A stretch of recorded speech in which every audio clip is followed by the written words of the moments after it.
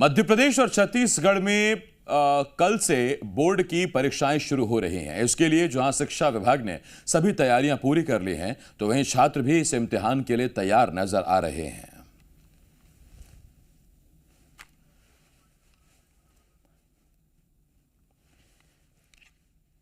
प्रिया पांडे, जी media संवाददाता, इस वक्त इस बड़ी खबर पर हमारे साथ जुड़ रहे हैं। प्रिया, परीक्षा की घड़ी आ गई। देखिए, बिल्कुल कुछ ही घंटों का इंतजार और फिर बोर्ड परीक्षाएं मध्य प्रदेश में शुरू हो जाएंगी। मध्य प्रदेश में 1 मार्च से 10वीं 12वीं के लिए बोर्ड परीक्षाओं की शुरुआत हो रही है।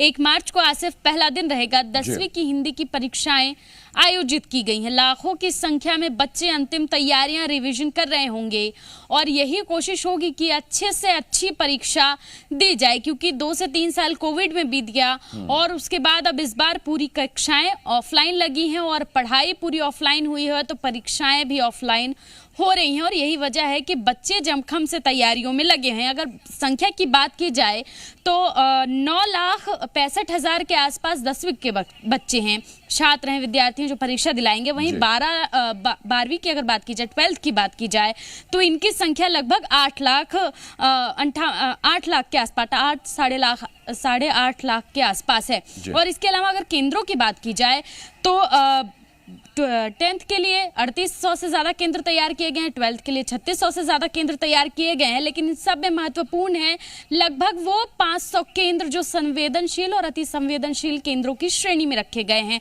अति संवेदनशील केंद्रों की जो संख्या है वो 324 के आसपास है। वहीं संवेदनशील जो केंद्र है उनकी संख्या 294 के आसपास है। तो ये वो तमाम केंद्र हैं जहां पर पैनी निगरानी रखी जाएगी। माध्यमिक शिक्षा मंडल ने इसके लिए विशेष तैयारियां की हैं और तमाम वो अति संवेदनशील केंद्र और संवेदनशील केंद्र जहां पर लगातार नकल के मामले सामने आते हैं, उनकी कैमरे से निगरानी की जाएगी। इसके अलावा टीम भी निर्धारित की जाएगी जो औचक निरीक्षण करे, जो पूरी तैयारियां कैसी हैं, दुरुस्त हैं कि नहीं, इन तमाम चीजों की जानकारी ले। तो तैयारियां पूरी हो चुकी हैं आसिफ, कल से परीक्षाएं शुरू होंगी और सभी बच्चे को 1 घंटे पहले अपने एग्जाम सेंटर पर पहुंचना अनिवार्य किया गया है। इसके साथ साथ ड्रेस कोड जो कि उनके स्कूल का यूनिफॉर्म है वो पहनना अनिवार्य होगा। किसी भी तरीके का गैजेट वो नहीं लेकर जा सकते। एडमिट कार्ड लाना अनिवार्य। इसके साथ साथ वो पेन, पेंसिल और पानी की बोतल ला सकते हैं। ये तमाम दिशा निर्देश जो हैं वो भी छात्रों के लिए जारी कर दिए गए हैं।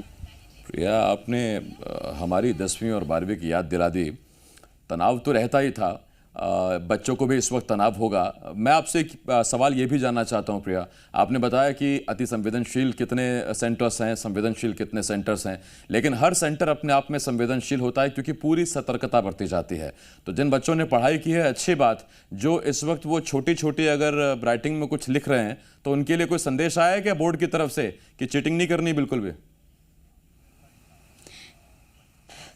देखिए, बिल्कुल लगातार माध्यमिक शिक्षा मंडल हेल्पलाइन नंबर चला रहा है और उसके माध्यम से बच्चों के तमाम वो सवाल जो अपने वो घर वालों से बात नहीं कर पाते, शिक्षकों से नहीं कह पाते, तो एक टेलीफोन के जरिए उनकी बात सुन रहा है। वो ये टोल फ्री हेल्पलाइन नंबर जो है वो माध्यमिक शिक्षा मंडल ने जारी किया है और लगभग 1 महीना पूरा होने को है। एग्जाम से 1 महीना पहले ये नंबर जारी कर दिया गया था और बच्चों को ये कंफर्टेबल करने की कोशिश इसके माध्यम से की जा रही थी कि तमाम वो बातें जो वो किसी से न कह पा रहे हों, चाहे वो तनाव में हो, चाहे उन्हें कोई कंफ्यूजन हो या उन्हें समझ ना आ रहा हो कि पढ़ाई करें या फर्रे बनाएं, तो वो इन तमाम चीजों की जानकारियां, इन तमाम विषयों पर अपनी जानकारियां जो है हेल्पलाइन नंबर से ले सकते थे। और लगातार हेल्पलाइन नंबर पर सवाल भी आए, लेकिन सबसे ज्यादा सवाल जो आए हैं आसिफ वो तनाव से संबंधित आए हैं। बच्चे डरे हुए हैं, खासकर कोविड के बाद।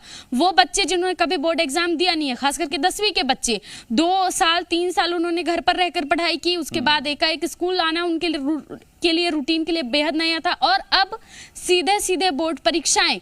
तो कहीं ना कहीं थोड़ी परेशानी तो बच्चों को हो रही है, लेकिन माध्यमिक शिक्षा मंडल इसके लिए लगातार कोशिशें कर रहा है।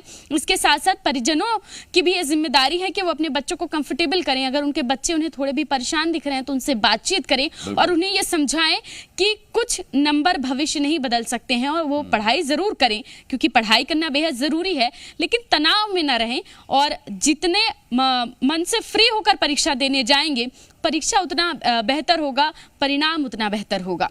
ये बिल्कुल ठीक बात है कि ज़िंदगी में कुछ नंबर या कुछ सब्जेक्ट्स के नंबर ये तय नहीं कर सकते कि आप कितने सफल हैं या आपकी ज़िंदगी में आप कितने सक्सेसफुल हैं, डिपेंड ये करता है कि आपने ज्ञान कितना अर्जित किया है और उस ज्ञान का आप उसको इम्प्लीमेंट कैसे करते हैं। बाकी सभी को शुभकामनाएं हैं 10वीं और 12वीं के छात्रों को। और रही बात अगर 10वीं के छात्र ये सोच रहे हैं कि कोरोना वाली सब्सिडी उनके हिस्से में क्यों नहीं आई, तो इतना याद रखिएगा कि जो ज़्यादा तपता है वो ज़्यादा निखरता है, चमकता है। तो ये उपलब्धि भी है, अवसर भी है और इसमें आपको तपना है, निखरना है। बहुत धन्यवाद है प्रिया हमारे साथ जुड़ने के लिए। प्रिया भोपाल से इस वक्त हमारे साथ जुड़े हुए थी, इस मामले में जानकारी दे रही थी। और यहाँ हमें एक छोटे से ब्रेक के लिए रुकना होगा, लेकिन ब्रेक के उस पार भी तमाम बड़ी खबरें हैं। जल्द लौट रहे हैं, आप देखते रहिए जी मध्य प्रदेश छत्तीसगढ़।